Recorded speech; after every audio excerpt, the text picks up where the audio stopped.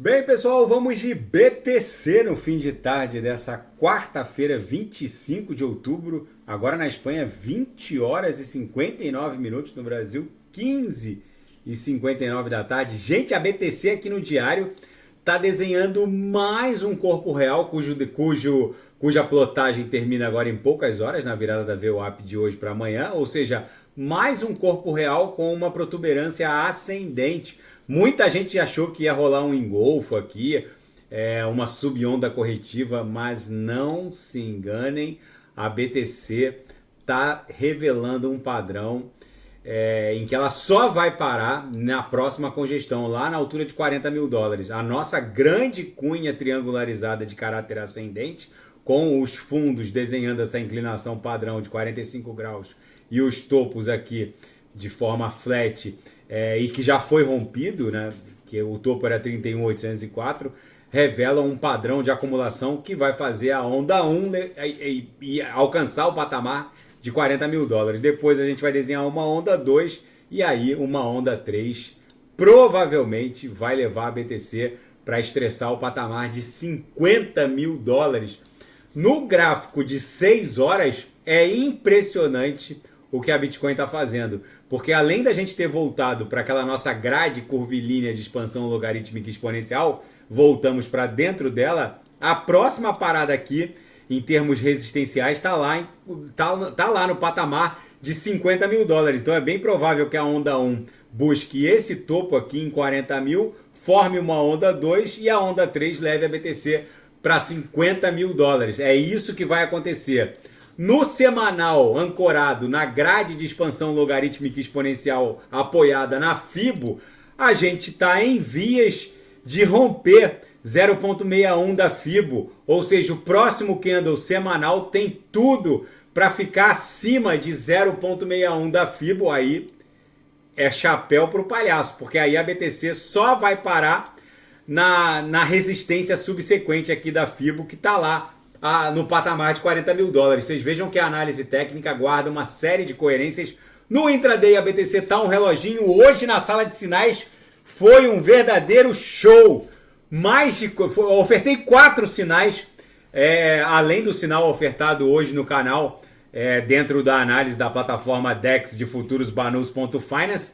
Tudo fechou no gain, porque a BTC tá um reloginho, bate na Lower, volta para VWAP, bate na Upper, volta para VWAP. Agora a gente está acumulando aqui no patamar da VWAP.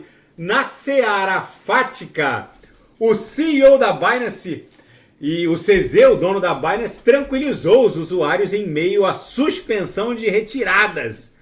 Teve food para todo lado, teve até gente dizendo que a Binance estava quebrada. Gente, foi só um problema técnico. E o próprio CZ já reportou, uma plataforma desse tamanho, com essa base de usuários, é óbvio que pode padecer de um simples problema técnico. E as retiradas foram prontamente retomadas. E a Digix abriu o seu código porque eles estão migrando para... A Digix rodava numa solução de camada 2 da rede Ethereum. E eles estão migrando dessa camada 2 da rede Ethereum para criar uma blockchain independente no ecossistema Cosmos. Gente, depois que a Digix resolveu abandonar a camada 2 da rede Ethereum para migrar em direção ao ecossistema Cosmos, cujo token de governança é a Atom, para montar uma blockchain ali como uma alternativa melhor que uma solução de camada 2 na ETH, eu acho que a gente não tem mais dúvidas sobre o potencial dessa grande solução de camada zero que é o ecossistema Cosmos. Absolutamente solidity friendly, totalmente compatível com qualquer blockchain cuja linguagem nativa seja a linguagem de Solidity. Ou seja, eu tenho para mim que nessa expansão da Web3, as duas grandes soluções de camada zero, Polkadot Kusama de um lado e Cosmos do outro, serão as grandes vedetes da expansão da Web3. Na minha leitura, até bancos centrais vão criar ecossistemas e emitir eventualmente até as suas CBDCs reais digitais. No caso do real digital, o Banco Central do Brasil já está criando o Drex, que é um ecossistema rodando numa blockchain do Banco Central do Brasil. Mas o Banco Central da Namíbia, o Banco Central do Níger, o Banco Central de diversos bancos centrais de diversos países, com certeza vão lançar os seus Drexes, né, os seus ecossistemas, no ecossistema Cosmos ou Polkadot Kusama. Não subestimem essas soluções de camada zero, porque são nelas que vai transitar boa parte dos dados e riquezas dessa nova era, que é a Web3. Por que uma Apple vale 2, 3 trilhões? Porque boa parte dos dados e riquezas hoje trafegam ou pelo iOS ou por um Android. Ou seja, isso vai mudar de forma disruptiva. O que está acontecendo não tem precedente, só é uma transferência geracional de riqueza, só há paralelo na Revolução Francesa, nas revoluções burguesas. Ou seja, não subestimem o que está acontecendo, porque dados e riquezas vão deixar de circular em sistemas absolutamente centralizados, como um iOS e um Android, e vão circular em sistemas absolutamente descentralizados. E uma das maiores empresas de contabilidade e auditoria do planeta pontificou que a estreia de um ETF de Bitcoin no mercado à vista, no mercado spot, nos Estados Unidos, vai desencadear uma demanda massiva que muito provavelmente é muito provável que o mundo esteja subestimando os efeitos. Segundo essa grande empresa de auditoria e contabilidade, entre 100 instituições que eles atendem vão se expor a esse ETF. Ou seja, fica para o escrutínio de cada um. Vai faltar BTC. Ou seja, a janela de oportunidade está se fechando a cada minuto. E na seara geopolítica e finanças internacionais, as taxas de hipoteca nos Estados Unidos disparam para o nível mais alto em 23 anos. Desde o ano 2000, a taxa de hipoteca não ultrapassa o patamar de 7,9%. É muito fácil encontrar taxas próximas de 10%. Há, inclusive, taxas acima de 11%. Basicamente, só compra imóvel nos Estados Unidos quem tem o dinheiro à vista. O número de pedidos de novas hipotecas, ou seja, para quem está disposto a pagar ali quase 10% ao ano, caiu para um patamar